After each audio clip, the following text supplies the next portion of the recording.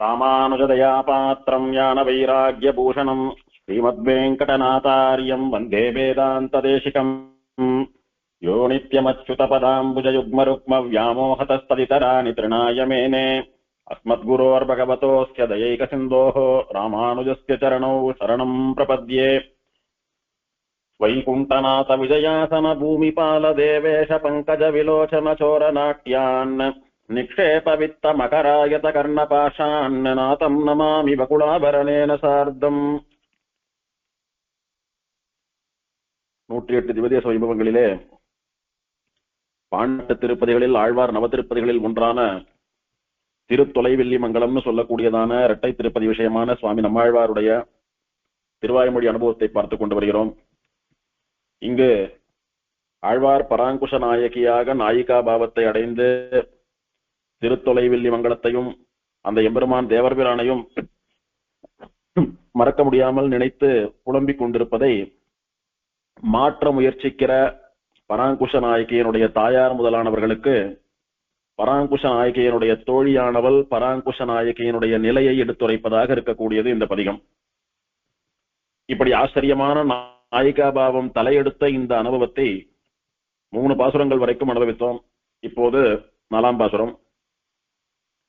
நிற்கும் நான் மறைவானர் வாழ் தொலைவில்லி மங்கலம் கண்டபின் அர்க்கமொன்றும் அறபுறால் மலிந்தால் கண்டீர் இவள் அன்னைமீர் கற்கும் கல்வியெல்லாம் கருங்கடல் வண்ணன் கண்ணபிரான் என்றே ஒர்க்கமொன்றுமிழல் உகந்துகந்து உள்மகிழ்ந்து குழையுமே. 4வது பாசுரத்துல முதல்ல பாட ஆரம்பித்த போது புலம்ப ஆரம்பித்த போது தொலைவில்லி மங்கலம், அங்க இருக்கக்கூடிய சோலைகள், அங்க இருக்கக்கூடிய மாளிகைகள், அதிலே பள்ளம்பட்ட அலங்காரங்கள் அப்படின்னு அந்த திவ்யதேசத்தை எல்லாம் முதல்ல நினைச்சு புலம்பிட்டு இருந்த. தற்போது அதை தொடர்ந்து அங்க இருக்கக்கூடிய வேத பாராயணம் பண்ணக்கூடிய சுவாமிகள், மறைவானர், வேதத்தை அத்தியனம் பண்ணி எம்பெருமானுக்கு வேத பாராயணம்னு சொல்லக்கூடிய கைங்கரியத்தை பண்ணிக்கொண்டு அந்த வேதத்திலே சொல்லப்பட்ட விஷயங்களை எல்லாம் ஆராய்ந்து கொண்டு அனுபவித்துக் கொண்டு அந்த வேதத்தின் சாரமாக இருக்கக்கூடிய தேவர் பிரானுக்கு கைங்கரியம் பண்ணக்கூடியவார்காலே அவ அப்படியே ஆச்சரியமா வேத பாராயணம் பண்ணிட்டு வரா. அவளுக்கு முன்னால பெருமாள் எழுந்தருள்றார். வேத சப்தத்தோடு கூட வேத பாராயண கோஷ்டியோடு கூட பெருமாள் எழுந்தருளின உற்சவத்தை இவ சேவித்தா. அதுல இருந்து அந்த வேத பாராயண சுவாமிகளுடைய வேத சப்தமும் அவளும் சேர்ந்து எம்பெருமானை இவள் எப்படி அனுபவித்தாலோ அந்த அனுபவம் இவள் மனசை விட்டு போகல. ஆகையினால அதை நினைச்சுட்டு இருக்கா. மொத்தத்துல தேவபிரான ரொம்ப பிடிச்சு போயிடுத்து.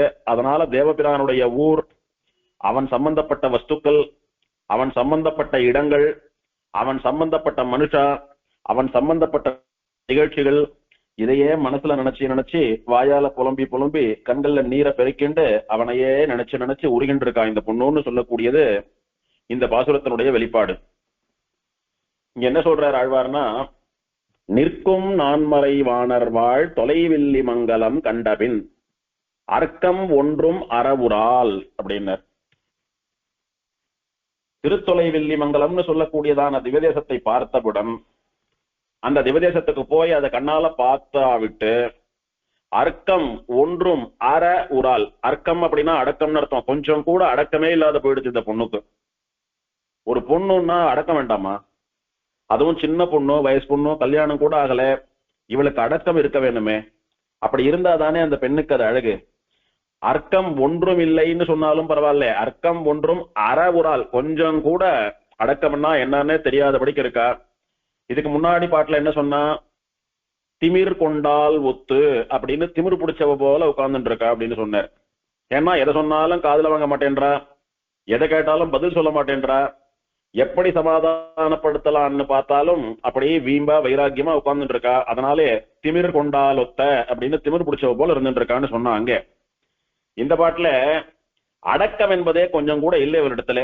ஒரு பொண்ணு இப்படியா ஒரு பையனை நினைச்சுண்டு, அதுவும் பெத்த தாய் வளர்த்த தாய் இவாள்லாம் இருக்கிற போது ஏதோ ஒரு பையனை நினைச்சுட்டு அவன் பேரை சொல்லி சொல்லி இப்படி புலம்புறாளே, இது சரியோ?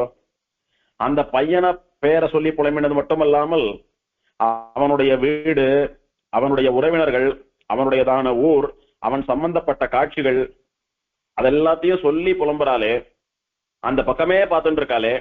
என்னதான் காதல் அப்படின்னாலும் கொஞ்சமான இதெல்லாம் மனசுக்குள்ள வச்சுக்க தெரிய வேண்டாமா? பெத்து வளர்த்த தாயர்கள் நடுவுல இப்படி இருந்துட்டு இருக்காளே, அவளுடைய மனசு புண்படும்படியா இவளுக்கு கொஞ்சம் கூட அடக்கம் இல்லை. பெண்ணானவள் தன்னுடைய உணர்ச்சியை கட்டுப்படுத்த தெரிந்தவளாக இருக்க வேண்டும். ஆனால் இவள் வெளிப்படையா வாய் விட்டு பேரை சொல்லி புலம்புறபடியினாலே அர்க்கம் ஒன்றும் அறவுறால், கொஞ்சம் கூட அடக்கம் இல்லை. இப்ப மேல ஒரு ஆத்துக்காரி ஆமடியாம் பேரை சொல்லலாமோ? தேவபிரான் அப்படின்னு சொன்னா, தொலைவில்லி மங்களத்தவன் சொன்னா, கருங்கடல் வண்ணன்னு சொன்னா, கண்ணபிரான்னு சொன்னா, இப்படி அவனுடைய பெயர்கள் அப்படியே வாயார சொல்லிட்டு இருக்காளே, அப்படி சொல்லலாமா? அவர் இவர் அப்படின்னு ஒரு குறிப்பாலே தானே சொல்ல வேணும். அதை விட்டுட்டு இப்படி பேரை சொல்றதுன்றது ஒரு மனைவிக்கு அழகில்லையே, அடக்கம் இல்லையே. அந்த அர்த்தத்துல பார்த்தாலும் அர்க்கம் ஒன்றும் அறவுறால், அடக்கம்னா என்னன்னு கொஞ்சம் கூட தெரியாதவளாக இருக்கிறாள்.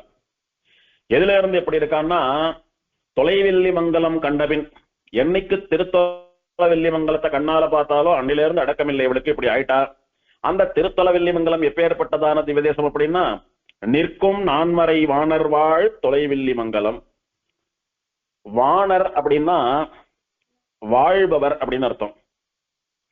பெருமாளுக்கு மன்னப்படும் மறைவாணனை வன் துவராபதி மன்னனைன்னு ஆழ்வார் பாசுரம் என்றார். மறைவாணன் அப்படின்னா மறையிலே வாழ்பவன் அர்த்தம். வேதங்கள் மொத்தம் யார சொல்றது? அந்த வேதங்கள்ல யார் வசிக்கிறா? வேதங்கள்லாம் யார பரம்பொருள் அப்படின்னு சொல்லி காட்டி கொடுக்கிறது? வேதத்திலே சாநித்தியம் பெற்று வியாபிச்சின்றிருக்கிறவன் யாரு? எம்பெருமான் ஸ்ரீமன் நாராயணன் தானே. அதனாலே அவனுக்கு மறைவாணன், மறையிலே வசிப்பவன் அப்படின்னு அவனுக்கு திருநாமம். இங்கே மறைவாணர் அப்படின்னா மறை வாழ்னர் அப்படின்னு, வாழ்னர் அப்படின்னா வாழ்பவர்கள் அப்படின்னு அர்த்தம். அந்த வாழ்னர், வாழ்பவர்கள் அப்படின்றது தமிழ் இலக்கியப்படி புணர்ந்து வாணர் அப்படின்னு 3 சுழிநாவோட கூட வந்திருக்கு. அப்படின்னா என்ன அர்த்தம் அப்படின்னா, நான்மறை 4 வேதங்களையே தாரக போஷக போக்கியங்களாக உடைய மகான்கள் அப்படின்னா, தாரகம் அப்படின்னா நம்முடைய உயிர் தரிப்பதற்கு நாம உட்கொள்ளக்கூடியதான வஸ்துக்கள். தீர்த்தம் சாப்பிட்டாதான் உயிர் வாழ முடியும், ஆகாரம் வயிற்றுக்கு சாப்பிட்டாதான் உயிர் வாழ முடியும், காற்றை சுவாசித்தாதான் உயிர் வாழ முடியும்னு சொல்றோமே. ஆக இதெல்லாம் நமக்கு தாரகங்கள். இதெல்லாம் இல்லைன்னா நம்முடைய சரீரமானது நம்முடைய பிராணனை, ஆத்மாவை தரிக்காது. ஆகையினாலே இதெல்லாம் தாரகம். போஷகம் அப்படின்னா இந்த சரீரத்தை, ஆத்மாவை நன்னா சேர்த்து வைக்கிறது. அதாவது ஆரோக்கியத்தோட கூட இவன் இருக்கும்படியா, இவன் என்னெல்லாம் சாப்பிடுறானோ அதெல்லாம் இவனுக்கு ஜீரணமாகி அதனால ஏற்படக்கூடிய சக்தி இவன் உடலை நன்கு போஷிக்கும்படியா, பேணும்படியா, இவனை பாதுகாக்கும்படியா இவனுக்கு போஷாக்கு தரக்கூடியது போஷகம். போக்கியம் அப்படின்னா இது வெறும் பசி அல்லது கேவலம் உயிர் வாழ வேணும் அப்படின்னு ஏதோ ஒரு சாதத்தை சாப்பிடுறதுன்னு இல்லை. நல்லா ருச்சியா எப்படி வந்து நாம என்னெல்லாம் கரமுது சாப்பிடலாம், வடை சாப்பிடலாம், திருக்கணமு சாப்பிடலாம்னு விதவிதமா சாப்பிட்டு அதை ஒரு போகமாவும் அனுபவிக்கிறோமோ அதுக்கு போக்கியம்னு பேரு.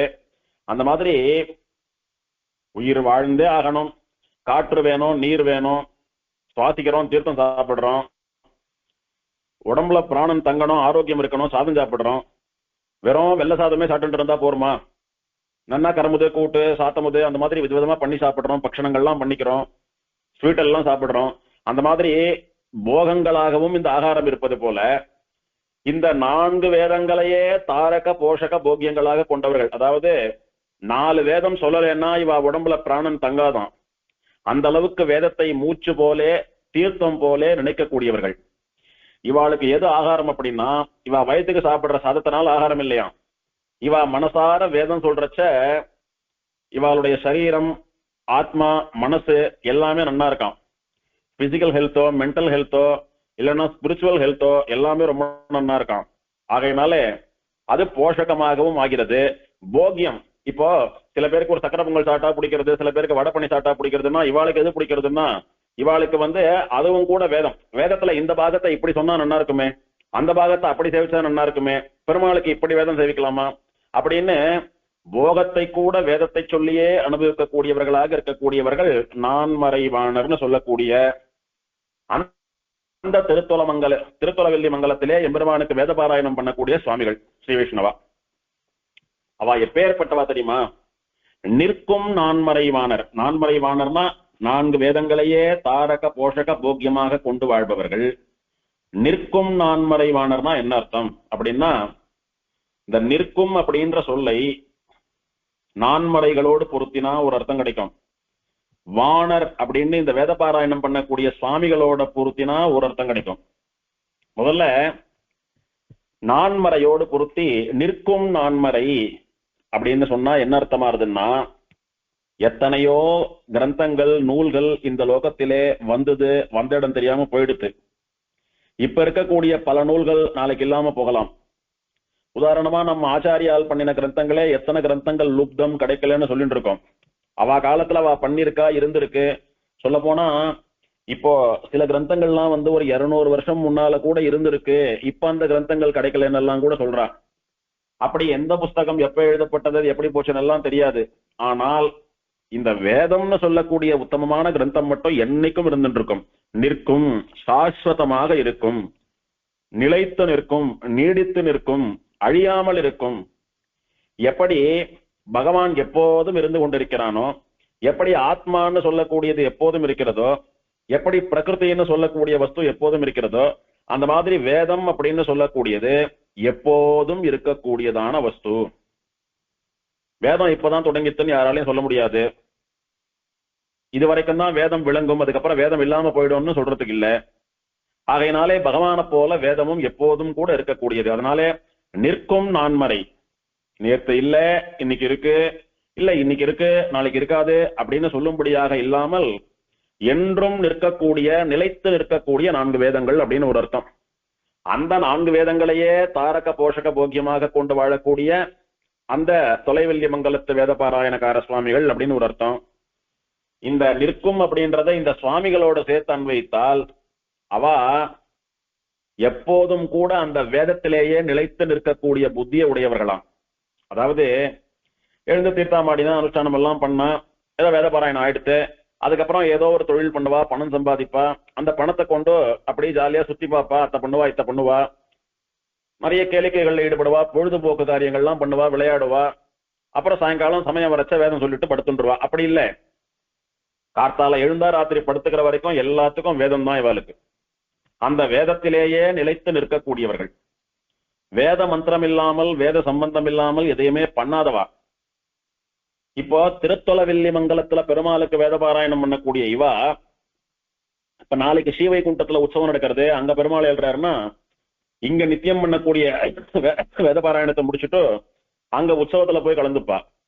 அதே ஆழ்வார் திருநகரில ஒரு நாள் பெருமாள் எழுறாருன்னா அங்கேயும் கலந்துப்பா. என்னைக்காவது எங்கேயாவது ஊருக்கு போறான்னா அந்த பெருமாளுக்கு வேத பாராயணம் பண்ணுவா. இப்படி வேதத்தையே காரியமா கொண்டு வேதவாய் தொழிலாளர் அப்படின்னு நாச்சியார் சொன்னது போல வேதத்திலேயே நிலைத்து நிற்கக்கூடியவர்கள். வேதம் சொல்றது மட்டும் இல்ல, அந்த வேதத்தினுடைய அர்த்தத்தை தெரிந்து கொள்ள வேணும் என்று வேத பாஷ்யம்னு சொல்லக்கூடியதான வேதத்துக்கான வியாக்கியானத்தை எல்லாம் கூட சேவிக்கிறவா. சேவிச்சுட்டு அந்த வேதத்திலே சொல்லப்பட்ட அர்த்தங்களை எல்லாம் விசாரம் பண்ணக்கூடியவா. மீமாம்சா சாஸ்திரம்னு சொல்றோமே, வேதத்திலே சொல்லப்பட்ட அர்த்தங்களை எல்லாம் விசாரம் பண்றது. அந்த மாதிரி வேதத்திலே சொல்லப்பட்ட விஷயங்களை விசாரம் பண்ணி பொழுதுபோக்கக்கூடியவா. அந்த வேதத்தினுடைய உயிர் நாடி போல இருக்கக்கூடிய வேதாந்தம்னு சொல்லக்கூடியதான உபனிஷத்து இருக்கு பாருங்க, அந்த உபனிஷத் சப்தங்களான பிரம்மசூத்திரங்களை எல்லாம் கூட முறைப்படி காலக்ஷேபம் கேட்டு சொல்லி அதிலேயே பொழுதுபோக்கக்கூடியவா. இது எல்லாத்துக்கும் மேல வேதங்கள் எல்லாம் சேர்ந்து ஒரே குரல்ல யார பரதெய்வம்னு கொண்டாடுறது அப்படின்னா இந்த திருத்தொல்லைவில்லி மங்கலம் தேவர பிரானத்தான் சொல்றது. வேதத்தால சொல்லப்படக்கூடிய பரம்பொருள் இவன்தான். வேதம் கொண்டாடக்கூடிய திருமகள் இந்த ஊர்ல இருக்கக்கூடிய கருந்தடங்கண்ணி நாச்சியார் தான் அப்படின்னு இந்த ஊர் பெருமாள் பிராட்டியதான் வேதம் சொல்றது அப்படின்னு வேதத்திலே சொல்லப்பட்ட பெருமைகள், குணங்கள், விசேஷங்கள் இது எல்லாத்தையும் அந்த ஊர் பெருமாள் தாயாரிடத்திலே பொருத்தி அனுபவிக்கக்கூடியவர்களாம். இது முக்கியம். ஒரு திவதேசத்துல ஆழ்வார் ஒரு பாசுரம் பாடுறார். அந்த பாசுரத்தை இன்னொரு திவதேசத்து பெருமாள் விஷயமா அனுபவிக்கிறதுல ஒன்னும் தப்பில்லை.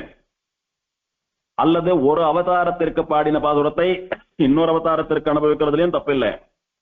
திவ்யதேசம்னே இல்ல சுவாமி, ஒரு திவ்யதேச பாசுரத்தை திவ்யதேசம் அல்லாத ஒரு பெருமாளுக்கு அனுபவிக்கிறதும் தப்பில்லை.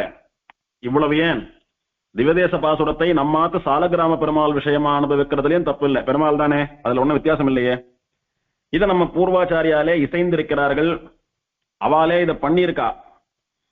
சுவாமி எம்பெருமானார் ஸ்ரீபாஷ்யக்காரர் ஆழ்வார் மங்களாசாசனம் பெறாத திருநாராயணபுரத்திற்கு நம்மாழ்வாருடைய திருவாய்மொழியில் ஒரு பதிகத்தை அர்ப்பணம் பண்ணியிருக்கிறார், அவருக்காக சமர்ப்பணம் பண்ணியிருக்கிறார். அவர் விஷயமாத்த திருநாரணந்தால் காலம் பெற சிந்தித்து உய்மினோன்னு வரக்கூடியதான அந்த பதிகத்தை அந்த எம்பெருமான் விஷயமா ஒரு நாயகமாய் ஓட உலகுடனாண்டவர் கருணாய் கவர்ந்த காலர் சிதைகிய பானையர் அப்படின்னுட்டு திருநாரணந்தால் காலம் பெற சிந்தித்து உய்மினோ அப்படின்னு எந்த திவ்யதேசத்திலையுமே பெருமாளுக்கு திருநாரணன் அப்படின்னு திருநாமம் கிடையாது. நாராயண பெருமாள், நின்ற நாராயண பெருமாள், தாமோதர நாராயண பெருமாள் அப்படின்னு எல்லாம் பெயர்கள் உண்டு பெருமாளுக்கு. பத்ரி நாராயணன் அப்படின்னு எல்லாம் பெயர்கள் உண்டு. ஆனா திருநாரணன் அப்படின்னு பிராட்டியோடு சேர்ந்த பெருமாள் அப்படின்ற திருநாமம் வேணா ஸ்ரீனிவாசன் அந்த மாதிரி எல்லாம் பெருமாளுக்கு திருநாமம் இருக்கலாம், திருவாழ் மார்பன் அப்படிலாம் பேர் உண்டு, ஸ்ரீதரன் எல்லாம் பேர் உண்டு.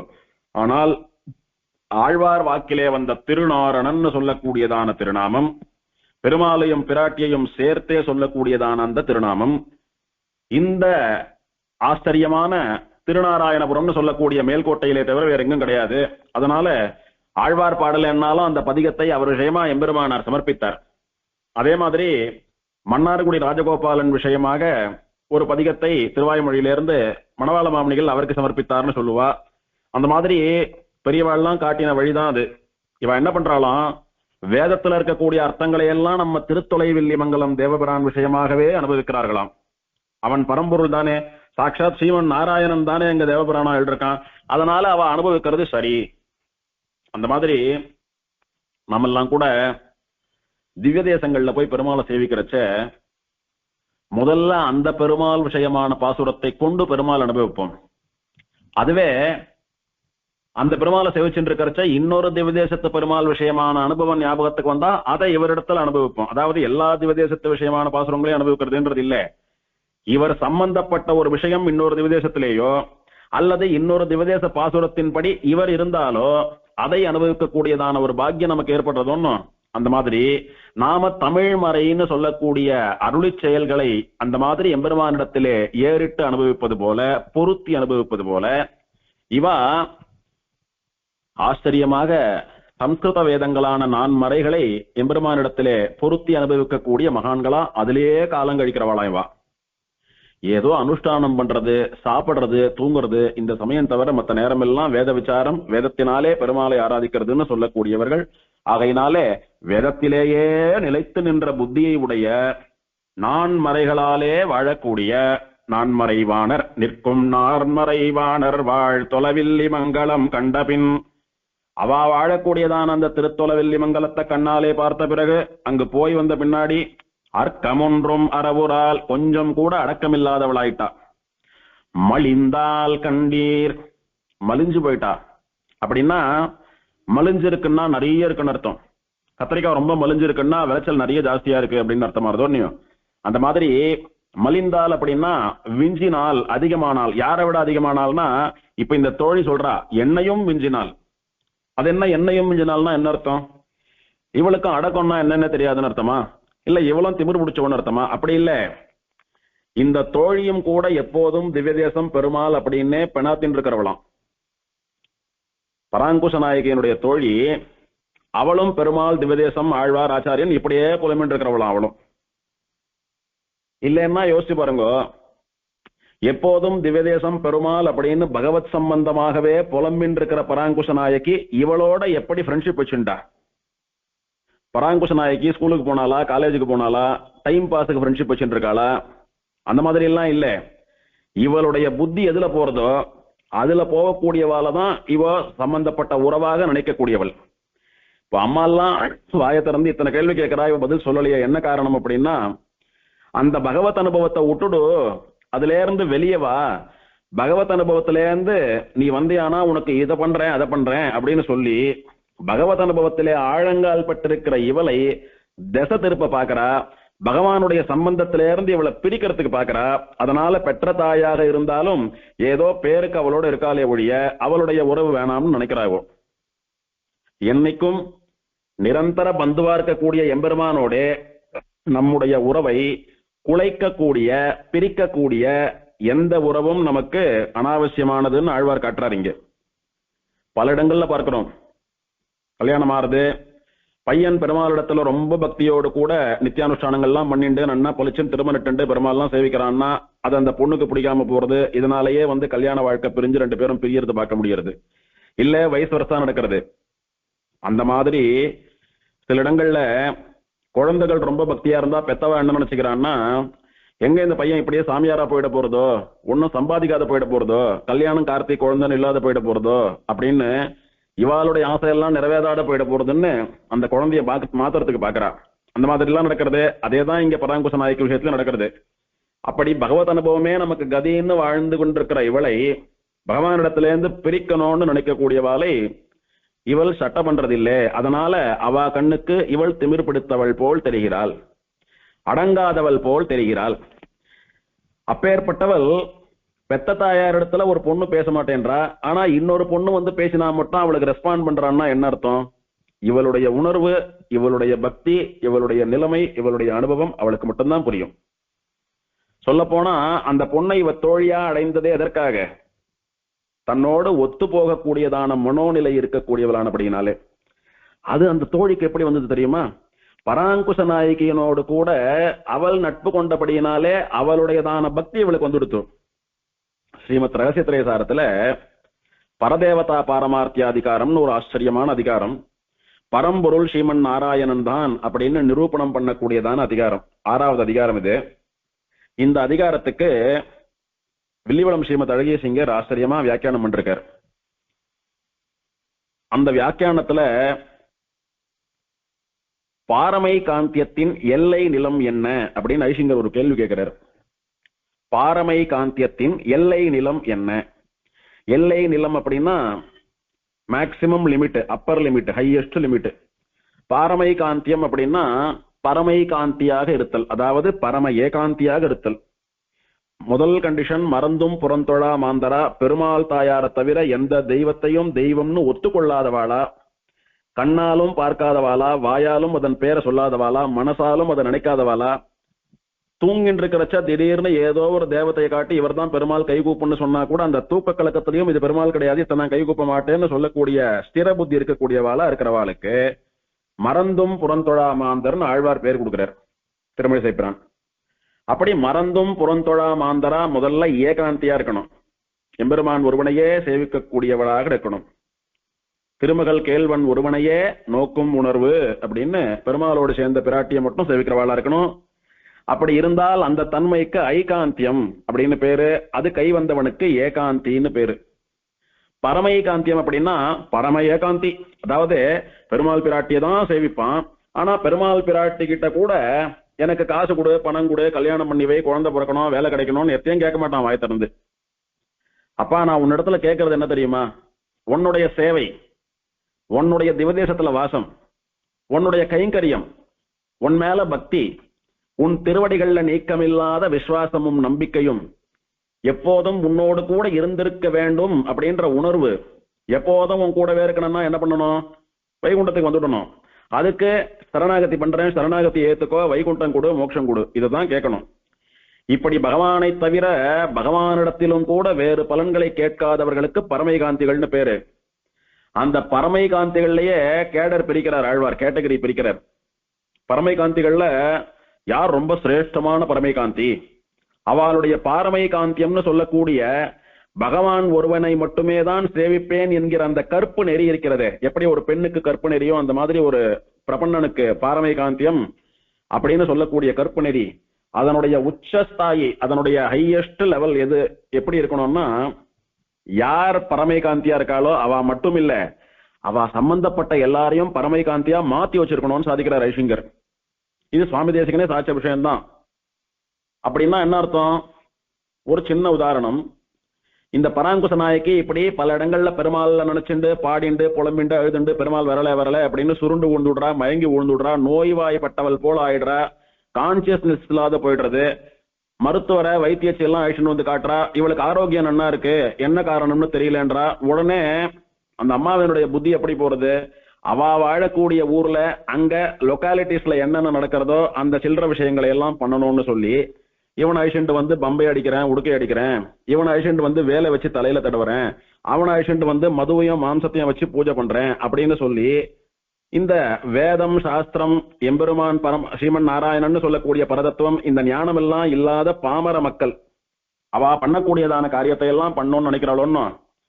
அப்படி பெத்தவன் நினைக்கிறச்ச யார் தடுக்க முடியும்? அதை தடுக்கிறாளே இந்த பராங்குச நாயகையினுடைய தோழி வந்துடுறா. எப்ப அந்த மாதிரி ஒரு காட்சி வந்தாலும் பராங்குச நாயகையினுடைய தோழி அங்க அப்படியே வந்து நிக்கிறா. நின்று முதல்ல அவளுக்கு என்ன நோயோ அதுக்கு வைத்தியம் பண்றதுக்கு பாருங்க. வைத்தியர் மருத்துவச்செல்லாம் வந்து ஆரோக்கியம் நன்னா இருக்கு, ஒரு குறையும் இல்லைன்னு சொல்லிட்டு போயிட்டா. அதனால சரீரத்துக்கு ஒண்ணும் இல்லைன்னு புரிஞ்சு போயிடுது. இப்போ அவ மனசுக்கோ இல்ல அவ ஆத்மாவுக்கோ ஏதோ நடக்கிறதுன்னு தெரியறது. அதுக்கு என்ன காரணம், யார் காரணம்னு பாருங்க. எம்பெருமான் விஷயமா நினைச்சு புலம்பிட்டு இருந்தவோ அவன் வரலன்னு மயக்கம் போட்டு விழுந்துட்டா. அந்த நோயை நாம தெளிய வைக்கணும்னா ஒண்ணு பெருமாள் இங்க வரணும், இல்ல இவளை கொண்டு போய் பெருமாள் சன்னதியில நிறுத்தி பெருமாளை சேவை பண்ணி வைக்கணும், அல்லது பெருமாளுடைய வாசனை இவளுக்கு வரும்படியா பெருமாள் திருமேனியில் இருக்கக்கூடிய சந்தனமோ புஷ்பமோ துளசியோ பெருமாளுடைய வஸ்திரமோ ஏதாவது கொண்டாந்து கொடுத்து அதை மோந்து பார்த்தாலானா பெருமாளுடைய வாசனை வீசுறது, பெருமாள் இங்க வந்துட்டான்னு சொல்லி கண்ணை திறந்து பாப்பா, சொஸ்தமாயிடுவா. இப்படி என்ன நோய்னு தெரிஞ்சுட்டு அவளுக்கு வைத்தியம் பண்றதுக்கு பாருங்க. உங்க இஷ்டத்துக்கும் கண்டதையும் பண்ணாதுங்கன்னு சொல்லி ஒரு முறையும் தேவதாந்தர சம்பந்தத்தை ஏறிடுவதற்கு நினைக்கிற போது பராங்குஷ நாயகியினுடைய தாயார் இந்த தோழி தான் வந்து தடுக்கிறா. அந்த அளவுக்கு பராங்குஷ நாயகி எம்பெருமான் ஸ்ரீமன் நாராயணனே பரதத்துவம் என்பதை தன்னுடைய தோழிகளுக்கு திறமா புரிய வச்சிருக்கா. எப்படி புரிய வச்சிருக்கான்னா அவளுடைய ரத்தத்தில் கலந்திருக்கிறாள், அவளுடைய மனசிலே அப்படியே பசுமரத்தானி போல பதிய வைத்திருக்கிறாள். இவளுக்கு இல்ல, அந்த தோழிக்கு நாளைக்கு ஏதாவது பிராண ஆபத்து ஏற்பட்டாலும் கூட அவளும் நான் போனாலும் பெருமாள் திருவடிக்கு தான் போறேன், பெருமாளை தவிர வேற ஒரு அல்ப தேவதையினால எனக்கு ஆக வேண்டிய காரியம் ஒண்ணும் இல்லைன்னு சொல்லக்கூடிய அளவுக்கு அவளை மாத்தி வச்சிருக்காவோ. இப்படிதான் ஒரு உத்தமமான பரமை காந்தி இருக்க வேணும் அப்படின்னு ஐஷிங்கர் அதுல எழுதியாருது. அந்த மாதிரி இந்த பராங்குச நாயகியினுடைய தோழி பெத்தவாலாலேயே கண்டுபிடிக்க முடியாத ஒரு விஷயத்தை கண்டுபிடிச்சு அதுக்கு தீர்வு சொல்றான்னா அவளும் பராங்குஷ நாயகியாட்டமே எம்பெருமானிடத்திலே தீராத காதலும் ஆசையும் உடையவள் அப்படின்றத புரிஞ்சுக்கணும். அதனாலே பிரபன்னாலா இருக்கக்கூடிய நம்முடைய உறவு, நம்முடைய சம்பந்தம் இதெல்லாம் யாரோட இருக்கணும்னா இன்னொரு பாகவதனோட, இன்னொரு பிரபன்னனோட, இன்னொரு ஸ்ரீ வைஷ்ணவனோட இருக்க வேணும். இருந்தால் நம் ஆத்மக்ஷேமத்துக்கு அது அபிவிருத்திக்கு பலன் தருகிறது, ஹேத்துவாகிறது அப்படின்றது விஷயம். இதைத்தான் சுவாமி தேசிகன் சொன்னார். பற்ற வேண்டுவதும் விட வேண்டுவதும் ததீய பரியந்தம். அதாவது பாகவதாலையும் சேவிக்கணும், பகவானை மட்டும் சேவிச்சா போறாது, பாகவதாலையும் சேவிக்கணும். ஏன்னால் பாகவதாலிடத்துல நாம ஆசையா அவளை சேவிச்சு அவளோட பழகிறச்ச பகவானை பத்தின நிறைய விஷயங்களை அனுபவங்களை எல்லாம் சொல்லுவா. அந்த அனுபவங்கள் இன்னைக்கு நமக்கும் பகவானுக்கும் இருக்கக்கூடிய தூரத்தை குறைச்சுட்டே வரும். ஒரு நாள் பகவானுடைய மடியில போய் உட்கார்ந்துப்போம். அந்த நெருக்கத்தை தரக்கூடியது பகவான் விஷயமான அனுபவம். அந்த அனுபவத்தை நமக்கு ஏற்படுத்தக்கூடியவா பாகவதா. பாகவதன்னா யார் சுவாமி? பாகவதால பிரதானமானவா ஆழ்வார்கள், ஆச்சாரியர்கள். அதே மாதிரி பாகவதால இவா என்னோட சின்னவா, இவா சொல்லி நான் என்ன கேட்கறது அப்படின்னு நினைக்க கூடாது. காக்கை வாயிலும் கட்டுரை கொள்வர். 80 வயசுல ஒரு தாத்தா இருப்பார். அவருடைய 7 வயசு 8 வயசு பேத்தியோ பேரனோ பெருமாளை பத்தி சொன்னாலும் அதனால வரக்கூடிய அனுபவத்தை அந்த தாத்தா எடுத்துக்கணுமே ஒழிய எனக்கு தெரியாத இந்த குழந்தை என்ன சொல்லிட போறது, நான் பார்த்து வளர்ந்த குழந்தை அப்படின்னு அலட்சியப்படுத்தக்கூடாது. கணபுரம் கை தொழும் பிள்ளையை பிள்ளை என்றென்ன பெறுவரே. பகவான் தான் சாஸ்வதம்னு தெரிஞ்சின்ற பாகவதனான குழந்தை பச்சிலங்குழந்தையாயிருந்தாலும் அதை உதாசீனப்படுத்தக்கூடாது, பரம பாகவதனாக நினைக்க வேணும் அப்படின்றது விஷயம். அந்த மாதிரி பராங்குச நாயகி சம்பந்தத்தினால இவ வந்து பரம பாகவதையா இருந்துட்டு இருக்கா. இப்ப அவள் பராங்குச நாயகிக்கு ஒரு தெளிவு ஏற்படுவதற்காக அவளோட பேசுறதுக்கு வந்திருக்கா. இப்படிதான் இருக்கணும் பாகவதாளுடைய உறவு. அதனால சொல்றா, மலிந்தால் எண்ணையும் மிஞ்சினால் அப்படின்னு சொல்றா. எண்ணையும் மிஞ்சினால் அப்படின்னா இந்த பொண்ணு ரொம்ப பேசுறா, நீ கொஞ்சம் என்னன்னு கேட்க கூடாதா அப்படின்னா ஒரு தமாஷுக்கு சொல்றேன் அடியேன். நானே வாயாடி என்ன காட்டிலும் நிறைய பேசுறா, நான் எப்படி மாமி அவளை திருத்துறது அப்படின்னு சொல்றதுக்கு சமானம் இது. அழுதுன்னு இருக்கிற அவளை, அடக்கம் இல்லாமல் இருக்கிற அவளை, திமிர் பிடிச்சது போல நடந்துக்கிற அவளை கட்டுப்படுத்துன்னு சொல்றீங்களே, அவ அப்படி நடந்துக்கிறாளே, அந்த விஷயத்துல நானும் அவ்வளவு மாதிரிதான். என்னையும் பெருமாளை சேவிக்க போகாதே, பெருமாள் பேரை சொல்லாதேன்னு சொன்னா நானும் அப்படிதான் திமிர் பிடிச்சது போல இருப்பேன். என்னையும் பெருமாளை மறந்துடுவ, அவன் சம்பந்தம் உனக்கு வானான்னு சொன்னா நானும் அப்படிதான் அடங்காப்பிடாரியா இருப்பேன். ஆனால் இவள் மலிந்தால், என்னையும் மிஞ்சினாள். ஏன்னா இவளுக்கு மேல பைத்தியம் அவளுக்கு பெருமாள் இடத்துல. பரமகாந்திகள்லயே உச்சகட்ட பரமகாந்தியா இருந்துருக்காவோ இப்போ. ஏன்னா அவளால தானே இவளுக்கு அந்த அனுபவம் ஏற்பட்டது. ஒருத்தன் தான் பாகவதனா இருக்கிறது பெரிய விஷயம் இல்ல, 4 பேருக்கு பகவானுடையதான அனுபவத்தை கொண்டு சேர்த்து பகவான் மீது இருக்கக்கூடிய பக்தியை பெருக்கி, அல்லது பக்தி இல்லாதவர்களுக்கு பக்தியை வரவழைத்து தன்னுடைய அனுபவத்தை போல பிறருக்கும் அனுபவத்தை ஏற்படுத்துகிறானே, அவன் வசந்தவன். எப்படின்னா, இவன் ஒருத்தன் பக்தனா இருக்கிறது இல்லாம ஒரு 4 பேரையானும் பக்தாலா பாகவதாலா மோட்சம் போற மார்க்கத்துல கை காட்டி விட்டுருக்கிறவன் அவன். உபகார கண்ணு பேர் அவனுக்கு. இவாள்லாம் உபகாரக ஆச்சாரியால் அப்படின்னு ஆச்சாரியனை போல நினைக்கக்கூடியவர்கள் அப்படின்னு சுவாமி தேசிகன் சாதிக்கிறார், சாஸ்திரம் எல்லாம் கூட சொல்றது. அந்த மாதிரி இந்த சமாதானம் பண்ண வந்திருக்கிற தோழியானவள் பராங்குஷ நாயகியை பார்த்துதான் பரம வைஷ்ணவி ஆனா, சரணாகத்தை ஆனா. இவளும் கிட்டத்தட்ட பராங்குஷ நாயகியில 1/4 இருக்கா இப்போ. ஆனால் அந்த பராங்குஷ நாயகி கிட்ட இருந்துதான் இதெல்லாம் எனக்கு தெரிஞ்சது. அதனால அன்னைக்கே அப்படி இருந்தா இன்னைக்கு இன்னும் ஜாஸ்தியா போயிடுத்து அவளுடைய பக்தி. அதனால் என்னையும் மிஞ்சினால். கண்டீர், இதை நீங்க கண்ணால பார்த்துட்டு இருக்கீங்களோன்னு, நான் இப்படி எல்லாம் கற்பனை பண்ணிட்டு பேசல, என்ன நடக்கிறதுன்றத கண்ணால பார்த்துட்டு இருக்கீங்க. அவ எப்படி இருந்துட்டு இருக்கான்றத பாக்குறீங்க, நான் எப்படி இருக்கேன்றதையும் பாக்குறீங்க, நான் அவளிடத்துல பேசினா அவ எப்படி ரியாக்ட் பண்றான்றதையும் பாக்குறீங்க.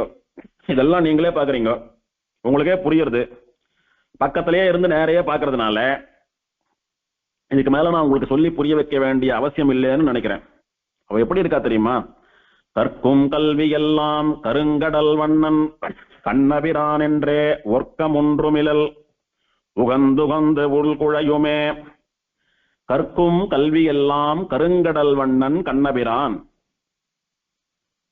என்னென்ன கத்துக்கிறோமோ, என்னென்ன அபியாசம் பண்ணிக்கிறோமோ அதையெல்லாம் கருங்கடல் வண்ணன், ஆழமா இருக்கக்கூடிய கருநீல நிறத்திலே இருக்கக்கூடிய சமுத்திரத்தினுடைய நிறத்திலே இருப்பவனான கண்ணன் இருக்கிறானே, கண்ண பிரான், நமக்கெல்லாம் சுவாமியா உபகாரகனா இருக்கக்கூடிய பெருமாள், அவன்தான் எல்லாம்.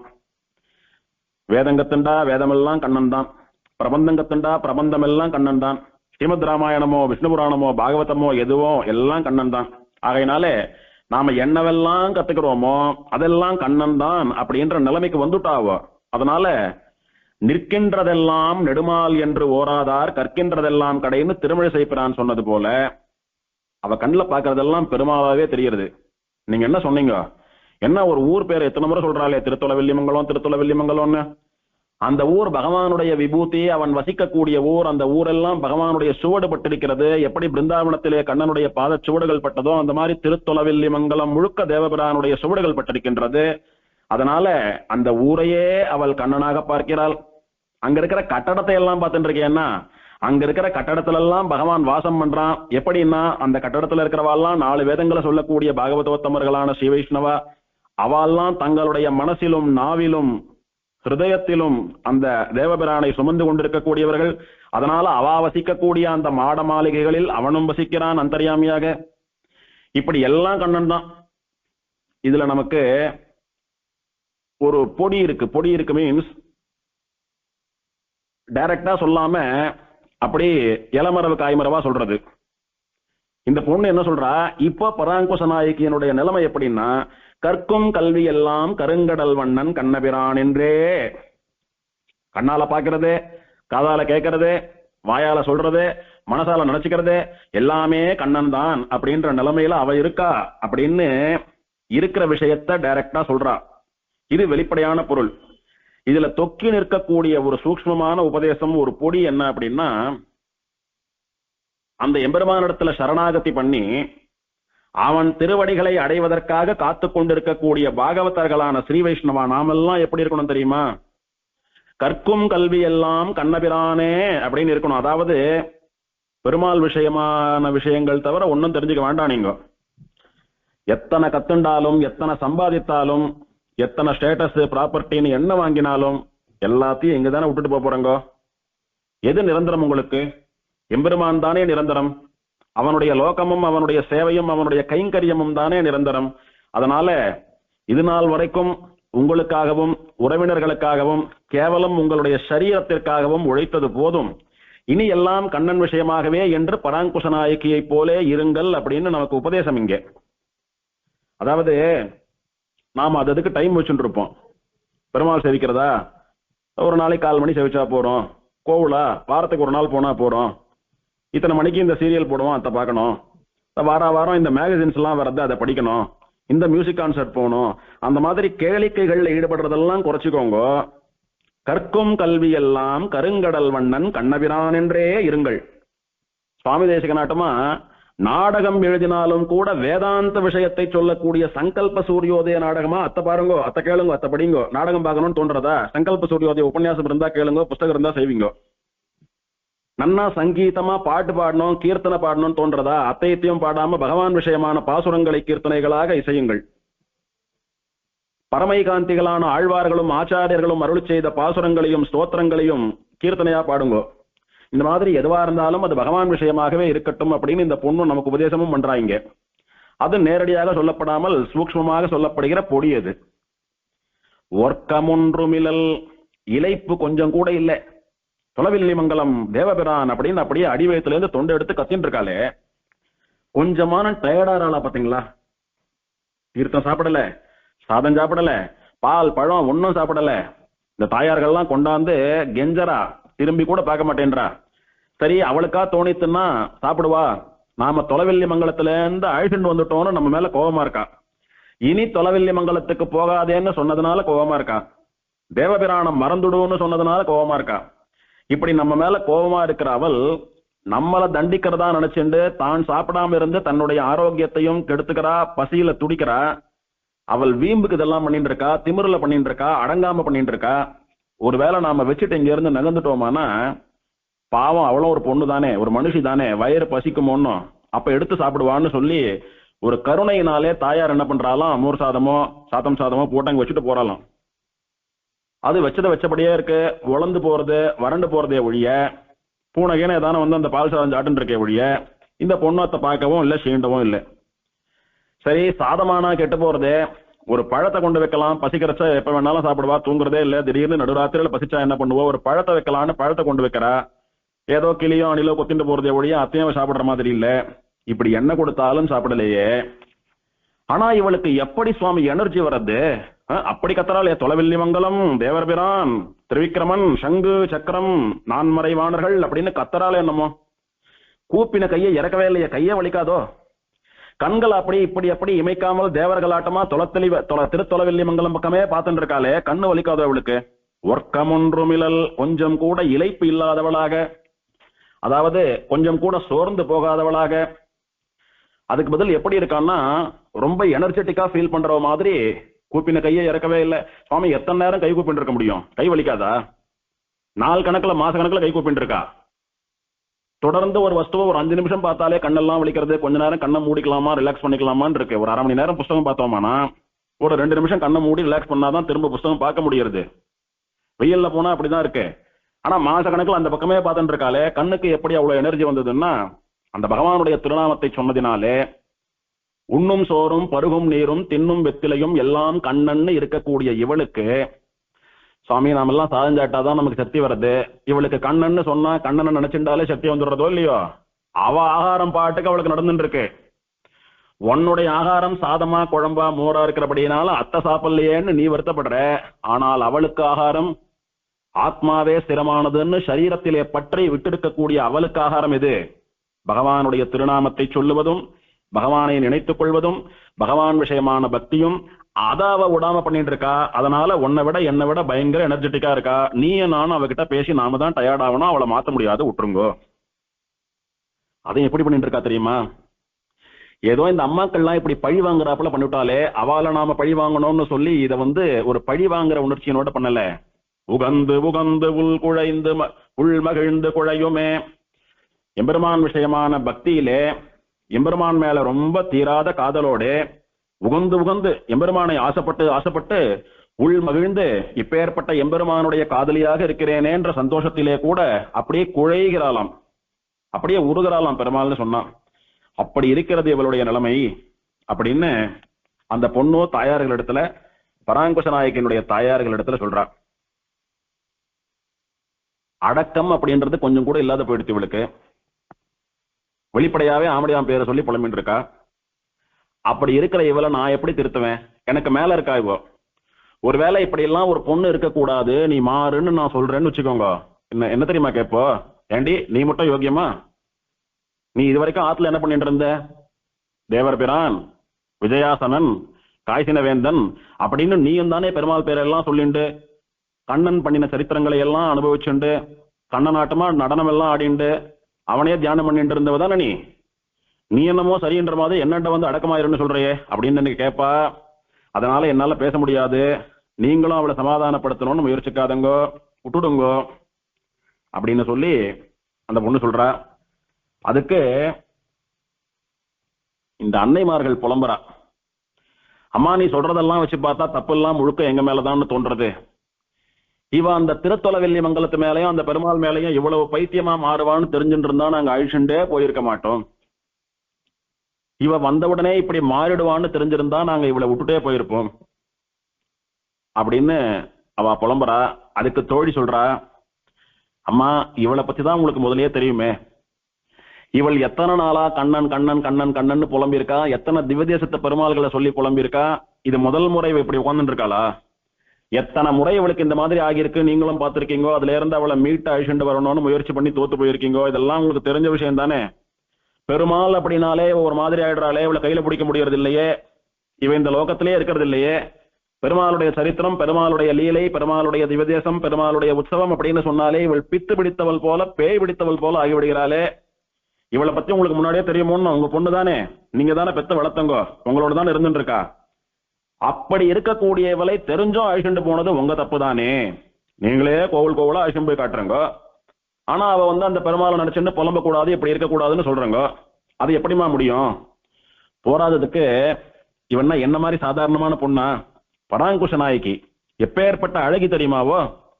ஸ்ரீதேவி ஆட்டமா, பெரிய பிராட்டியார் ஆட்டமா அத்தனை சொக்க வைக்கக்கூடிய அழகோட கூட இருக்கக்கூடியவள். பொதுவா கண்ணன் தன்னிடத்துல பக்தியா ஆசையா பேசக்கூடிய எந்த பெண்களாக இருந்தாலும் அவர்களோடு கையை கோர்த்து கொண்டு குறவையாடக்கூடியவன், நடனமாடக்கூடியவன், அவர்களுக்கு தன்னுடைய பக்தின்னு சொல்லக்கூடியதான அனுபவத்தை தரக்கூடியவன். தன்னுடைய தர்மபத்னியான தாயாராட்டமா அத்தனை அழகா மகாலட்சுமி ஆட்டமா இருக்கிற இந்த பொண்ணு அவன் பேரை சொல்லி புலமனா விட்டுடுவானா அவன்? இவளுடைய பேரழகு அவனை கவர்ந்து விட்டது. எப்படி அவனுடைய பேரழகும் அவனுடைய கண்ணும் இவளை கவர்ந்துடுத்தோ, அந்த மாதிரி இவளுடைய பேரழகும் இவளுடைய கருங்கண் அப்படி காந்தம் போல ஈர்க்கக்கூடிய இவள் காதல் பார்வை அந்த பெருமாளை கவர்ந்துடுத்து. இப்படி அழகா இருக்கிற ஒரு பொண்ணை, அழகா இருக்கிற ஒரு பையன் முன்னாடி கூட்டுன்னு போய் நிறுத்திட்டு அவனை பத்தி பெருமையா பேசிட்டு அவனை பத்தி இவன் மனசுல நல்ல அபிப்பிராயம் வர மாதிரி நீங்களே அவனை புகழ்ந்துட்டு இப்ப அவனை மறந்துடுன்னு சொன்னா எப்படி மறப்போ சொல்லுங்க? இன்னொன்னு சொல்லட்டுமா? இந்த பராங்குஷ நாயகிக்கு அந்த தேவபிரான் இடத்துல எப்படி ஈடுபாடு வந்தது தெரியுமா? அதுக்கு நீங்க தான் காரணம். நீங்க என்ன பேசுனீங்க உங்களுக்குள்ள?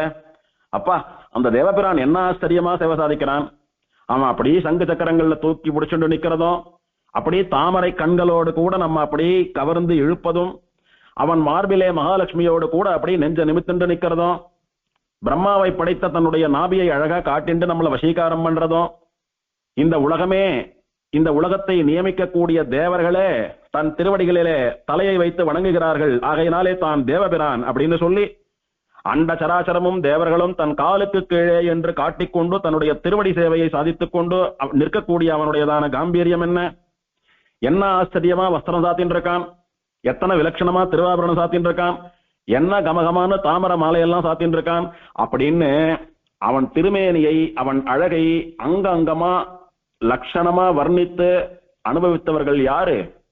நீங்க தானே. அந்த மாதிரி அவனை வர்ணிக்கலாம், ரசிக்கலாம், அனுபவிக்கலாம்னு கூட தெரியாத சின்ன பொண்ணோவோ, அவளுக்கு முன்னாலே அவன் மேல இருக்கக்கூடிய ஆசையினாலே நீங்கள் வர்ணித்தது அவள் மனசுல ஆழமா பதிஞ்சு போயிடுத்து. இன்னைக்கு உங்களையே தூக்கி சாப்பிடும்படியா அவன் அழகிலே ஈடுபட்டு அவனை வர்ணித்துக் கொண்டிருக்கிறாள். அவனை நினைத்து புலம்பு கொண்டிருக்கிறாள். நீங்க என்ன சொன்னீங்க இவ்வளவு விஷயம் போய்? பராங்குசநாயகி, இதுதான் திருத்தொலவெள்ளி மங்கலம். இங்க இருக்கிற பெருமாள் தான் தேவர் பிரான்னு பேரு. அவன் தான் கண்ணன். அவன் எவ்வளவு அழகா இருக்கான் பாத்தியா? அதோ வாகனத்துல பெருமாள் வந்துட்டு இருக்கான். அவன் திருமேனியை பாத்தியா? அப்படியே தேஜஸ் சொட்டுறது பாத்தியா? ஒரு செந்தாமர புஷ்பத்தில இருந்து ஒரு மடல் எடுத்து கையில வச்சிருந்தியானா என்ன ஷேப்ல இருக்குமோ அந்த மாதிரி அழகா இருக்கக்கூடிய அவன் கண்ணை பாரு. எத்தனை கண்ணழகன் அவன். இவன் கண்ண பிரான், அதாவது பக்தர்களான நமக்கு உபகாரம் பண்றதுக்காக, நமக்கு அனுகிரகம் பண்றதுக்காக நம்மளை தேடி வந்திருக்கிற பெருமாள் இவன். இப்படி இவன் பெரிய சுவாமியா இருந்தோம், நாம சின்னவாளா இருந்தோம், நம்மளை தேடி வந்து பண்ணக்கூடியவன் அனுகிரகம் இருக்கு பாருங்க. அந்த அனுகிரகம் எப்பேற்பட்டது? வசந்தவா தாழ்ந்தவாள் இடத்துல வந்து பண்ணக்கூடிய உபகாரம் இருக்கிறதே, அது உத்தமமான குணம். அதனால இவன் கண்ணன் இல்ல, கண்ண பிரான். பிரான் அப்படின்னா உபகார கண், நமக்கெல்லாம் உதவி பண்ணக்கூடியவன். என்ன உதவின்னா, நம்மளை தேடி வந்து சேவை சாதித்து நம் கஷ்டத்தை எல்லாம் தீர்த்து நமக்கு வேண்டிய வரங்களை தரக்கூடிய உதவியை தேடி வந்து பண்ணக்கூடிய சுவாமி. அவ்வளவு உத்தமன் இவன். இவன் சில இடங்கள்ல நின்றுண்டு சேவை கொடுப்பான். அந்த மாதிரி இந்த திருத்தொலவெள்ளி மங்கலத்தில் நின்றுட்டு இருக்கான். சில இடங்கள்ல உட்கார்ந்த கோலத்துல சேவை கொடுப்பான். அந்த மாதிரி இந்த திருத்தொலவெள்ளி மங்கலத்துல அரவிந்த லோச்சனா உட்கார்ந்துட்டும் சேவை சாதிக்கிறான். சில இடத்துல படுத்துன்னு இருப்பான் தெரியுமா? அந்த மாதிரி இவனுக்கு பல கோலங்கள் உண்டு, பல கோவில்கள் உண்டு. பல இடங்கள்ல படுத்துண்டோம், உட்கார்ந்துண்டோம், நின்றுண்டோம், எல்லோருடைய மனசையும் கவர்வது போல இங்கே நின்று கொண்டிருக்கக்கூடிய இந்த தேவரபிரானுடையதான சேவை, இங்கே அமர்ந்து கொண்டிருக்கக்கூடிய இந்த அரவிந்த லோசனனுடைய சேவை எங்க மனசை எல்லாம் கவர்றது. அதனாலதான் அடிக்கடிக்கு வந்து இவனை சேவிக்கிறோம் அப்படின்னு சொல்லி, அவளுக்கு ஒன்னும் தெரியாது, அம்மா கூட்டாலேன்னு விரலை பிடிச்சிட்டு பின்னாடி போனா, புடவை தலைப்பை பிடிச்சிட்டு பின்னாடி போனான். இத்தனை தூரம் அவன் அழகை புரிய வைத்து வர்ணித்து எப்படி காதல்ல உழறதுன்னு காட்டி கொடுத்ததே நீங்க தான் அவளுக்கு அப்படின்னு இந்த பாட்டுல சொல்றா பராங்குச நாயகியினுடைய தோழி. குழையும் வான்முகத்தேழையை தொலைவில்லி மங்கலம் கொண்டு புக்கு இழைகொள் சோதி செந்தாமரை கண்பிரான் இருந்தமை காட்டினீர் மழை பெய்தாலுக்கும் கண்ண நீரினொடு அன்று தொட்டும் மையாந்து இவள் நுழையும் சிந்தையல் அன்னை மீர் தொழும் அத்திசை உற்று நோக்கியே. அன்னை மீர், அம்மாக்களே, குழையும் வால் முகத்து ஏழையை, இந்த பராங்குச நாயகி ரொம்ப மென்மையானவள், பூவை போன்று மென்மையானவள். இவளுடைய பக்தி கடுமையானதா இருக்கலாம், இவளுடைய பக்தி வலிமையானதா இருக்கலாம். ஆனா இந்த இளம் பெண், இந்த பராங்குச நாயகின்னு சொல்லக்கூடிய வயசு பொண்ணும் ரொம்ப சாஃப்ட் நேச்சர் இருக்கக்கூடியவோ, தாமரப்பூவை போல பட்டு ரோஜாவை போல மென்மையானவள். அவள் எப்பேற்பட்டவள் தெரியுமா? ரொம்ப சாது, அடிச்சாலும் அழ தெரியாது பாவம். அவள் தன்னுடைய மென்மையினாலே சோர்ந்தும் போறா, பிரகாசிக்கவும் பண்றா. அது எப்படி சுவாமி? ஒருத்தரே சோர்ந்தும் போக முடியும், பிரகாசிக்கவும் முடியும் அப்படின்னா, பகவான் சேவை சாதிக்கிற போது, பகவான் வந்து இவளுக்கு அனுபவத்தை தரபோது இவ முகம் அப்படியே பிரகாசமா இருக்கான். பகவான் இவளுக்கு சேவை கொடுக்காத போது, இவ பகவானை பிரிஞ்சிருக்கிற போது, எத்தனை கூட்டம் பகவான் வராத போது இவளுடைய முகம் புலி விழுந்து போய் சோர்வா இருக்கான். இதுக்கெல்லாம் என்ன காரணம்னா இவளுடைய மென்மை தான் காரணம். இதுவே நீங்க நினைக்கிறாப்புல இந்த பொண்ணு ரொம்ப அரகண்டா திமிர் பிடிச்சவளா இருந்தான்னு வச்சுக்கலாம். என்ன, இவன் நினைச்சான்னா வந்து சேவை கொடுப்பானா, பேசுவானா, இவன் நினைச்சான்னா விட்டுட்டு போவானா, இவன் நினைச்சான்னா வா வான்னு சொல்லி புலம்ப வைப்பானா, என்ன இது ஆணாதிக்கம், என்ன அலட்சியப்படுத்துற இவனை நான் ஏன் வந்து சட்டை பண்ணணும், லட்சியம் பண்ணணும், எனக்கு இவன் வேண்டாம் அப்படின்னு சொல்லி அவ அப்படி கடுமையான நெஞ்சோடைய கூட கருங்கல்லாட்டமா இருக்க மாட்டாள. ஆனா இத்தனை புலம்பி அழறா. அதையெல்லாம் கண்டுக்காத பெருமாள் திடீர்னு ஒரு நாள் வந்து சேவை கொடுத்தா எல்லாத்தையும் மறந்துட்டு வந்ததே போறோம்னு சேர்த்து கட்டிண்டு முகமெல்லாம் அப்படியே வந்து பூரிப்போடு கூட விளங்குறாளேவோ. அவ்வளவு மென்மையானவளா, அவ்வளவு அப்பாவியா? அதே மாதிரி இருந்துன்றத பெருமாள் எத்தனை காலம் இவளோடு இருந்தாலும் அவள் அனுபவிக்கிறா. சரி, பெருமாளுக்கு காரியம் இருக்கு, நாமளே அனுபவிச்சுட்டு இருந்தா எப்படி? அடிக்கடிக்கு போயிட்டு வருவான் பெருமாள், மற்ற காரியங்களை எல்லாம் பார்த்துட்டு வரட்டும் அப்படின்னு காத்துட்டு இருக்க முடியலையே இவளால. பல காலம் பெருமாள் இவளோடு சேர்ந்து இருந்தாலும் கூட அந்த அனுபவம் நின்று பெருமாள் இவள் கண்ணை விட்டு மறைஞ்ச அந்த ஒரு க்ஷணத்திலேயே முகம் அப்படியே வாடி போயிடுறது, உடனே வாடி போயிடுறது. பெருமாளோட இருந்துட்டு இருக்கா, பெருமாள் மறைஞ்சானா கொஞ்சம் கொஞ்சமா முகம் மாறணுமோ இல்லையா? அதெல்லாம் கிடையாது, உடனே மாறி போயிடுறது முகம். அத்தனை மென்மையானவள். இவளை ரொம்ப குஷிப்படுத்துறதும் சுலபம், ரொம்ப காயப்படுத்துறதும் சுலபம். அப்படி மென்மையானவளா இருக்கிறபடினாலே இவளுடைய முகம் குழைந்து போகிறது, சோர்ந்து போறது. சில சமயங்கள்ல வாழ்முகம் அப்படி கத்தியாட்டமா பிரகாசிக்கிறது. இது ரெண்டுத்துக்கும் காரணம் இவளுடைய மென்மையான ஹிருதயம். இவள் ஏழை. ஏழை அப்படின்னா ஏதோ செல்வம் இல்லாதவள். என்ன செல்வம் இல்லாதவள்? இவளுக்கு என்ன செல்வம் வேணும்? தேவரபிரான் கூடவே திருத்தொலைவில்லி மங்கலத்துல வாழக்கூடிய செல்வம் தனக்கு வேணும்னு நினைக்கிறவோ அது கிடைக்காதபடியினாலே அந்த விஷயத்துல ஏழைவோ. அப்பேற்பட்ட இவளை தொலைவில்லி மங்கலம் கொண்டு புக்கு அழிச்சுட்டு போய் தொலைவில்லி மங்கலத்தை காட்டினீங்கோ. இழைகொள் சோதி செந்தாமரை கண் பிரான் இருந்தமை காட்டினீர். திருத்தொலைவில்லி மங்கலத்துக்கு அழிச்சுட்டு போனீங்கோ. ஆச்சரியமான திருவாபரணங்களை சாத்திக் கொண்டு அந்த திருவாபரணங்களினாலே இன்னும் பொலிவோடு கூட சேவை சாதிக்கக்கூடிய திருமேனியை உடையவன். பொதுவா பெருமாளை போய் கோவில்ல சேவிக்கிறோம்னா பெருமாளே அத்தனை அழகு. திருமஞ்சன கோலத்துல சேவிங்க பெருமாளை. வெறும் வஸ்திரம் மட்டும் சாத்தின்னு இருப்பார், பூனல் சாத்தின்னு இருப்பார், மார்புல தாயார் மட்டும் இருப்பா, வேற ஒன்னும் இருக்காது பெருமாள் திருமேனியில. எத்தனை அழகு பெருமாள். அதே பெருமாள் ஆபரணங்களை எல்லாம் சாத்திண்டு சாத்துப்படி பண்ணிட்டதுக்கு அப்புறம் சேவிங்கோ, இன்னும் அழகு அப்படி கூடுறது பெருமாளுக்கு. அந்த மாதிரி இழை கொள் சோதி திருவாபரணங்கள் நிறைய சாத்திண்டு, இழை அப்படின்னா திருவாபரணம், அதையெல்லாம் சாத்திண்டு அந்த திருவாபரணங்களினுடைய ஒளியாலே இன்னும் அழகாக சேவை சாதிக்கக்கூடிய பெருமாளை செந்தாமரை கண் பிரான், செந்தாமரையை போன்றே மலர்ந்த திருக்கண்களை உடைய தேவர் பிரானை இருந்தமை காட்டினீர். அவன் அங்க ஸ்திரமாக எழுந்தருள் இருக்கக்கூடிய நிலையை சேவை பண்ணி வச்சுங்கோ. குழந்தை இங்க வா, இதோ நின்று இருக்கான் பேர் தாமரை கண்ணனா, இவன் தான் தேவபிரான். அதோ அங்க உட்கார்ந்து இருக்கான் பேர், அவன் தான் அரவிந்தலோச்சனன், நீங்க தான் அவனை கூட்டின்னு போய் காட்டினீங்கோ. அதனால இந்த பொண்ணுக்கு என்ன ஆச்சு தெரியுமா? இவள் அன்று தொட்டும் அன்னிலிருந்து அந்த நாள் முதல் மழை பெய்தால் ஒக்கும் கண்ண நீரினோடு, கண்ணுல ஜலம் எப்படி வரதான், சொட்டு சொட்டா வரல, ஒரு பக்கம் தேங்கி நிக்கல, கொஞ்சம் கொஞ்சமா விட்டு விட்டு வரல, மழை பெய்யறா போல கண்ணுல இருந்து ஜலம் அப்படி தாரதாரையா வந்துட்டு இருக்கான். அத்தனை தூரம் பெருமாளை மிஸ் பண்றாளாம் இவ. அந்த துக்கம் எல்லாம் அப்படி கண்ணுல வந்து மழையாட்டமா பொழியறதான். மழை பெய்தால் ஒக்கும் கண்ண நீரினோடு, மழை வரா போல வந்துட்டு இருக்கிற கண்ணீரோடு கூட மையாந்து அடிக்கடிக்கு மயக்கமும் போட்டு விழுந்து நுழையும் சிந்தையல், அவனுடைய அனுபவத்திலே நுழையக்கூடிய மனசை உடையவள். இவளுடைய மனசு எப்போ எங்க இருக்குன்னா தொலைவில்லி மங்கலத்திலும் தேவரபிரானுடைய அனுபவத்திலேயுமே இருக்கிறது. வேற எதுலயும் மனசு போக மாட்டேன்றது இவளுக்கு. அப்படி இருக்கிறதுனால இப்ப என்ன பண்ணிட்டு இருக்கா தெரியுமா? அத்திசை உற்று நோக்கி தொழுமே, தொழும் அத்திசை உற்று நோக்கியே, அந்த திசையை நோக்கியே கை கூப்பிட்டு இருக்கா.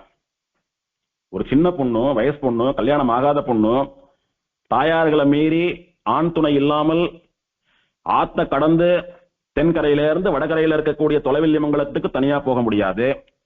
அதே சமயத்துல அந்த ஊரை மிஸ் பண்ண முடியல, பெருமாளை மறக்க முடியல. அவனுடைய கண் அழகை இவள் அப்படி பாடாப்படுத்துறது, அந்த உற்சவம் அப்படி இவ கண் முன்னாடி திரும்ப திரும்ப திரும்ப திரும்ப வந்து போறது. அங்க வேதபாராயண சுவாமிகள் கொண்டாடிட்டு இருக்கிற அந்த பெருமாளை போய் அனுபவிக்கணும்னு ஆசைப்படுறா. அந்த பெருமாளுடைய அனுபவம் கிடைக்கணும்னு ஏங்குறா, கிடைக்கல. அவளால முடிஞ்சது, பாவம் சின்ன பொண்ணு, என்ன பண்ணுவோம், அப்பல அழறா பாவம். அது மட்டும்தான் அவளால பண்ண முடியும். மனசுல இருக்கிற கஷ்டத்தெல்லாம் கொட்டிடுங்க, நன்னா அழுதுடுங்க அப்படின்னு சொல்றாளே, கேட்கிறோமே லோகத்துல. அந்த மாதிரி என்ன பண்றதுன்னு தெரியாம தன்னுடைய கவலை தோய்ந்த அந்த கவலையை வெளிப்படுத்தும் விதமாக அழுதுன்னு இருக்கா.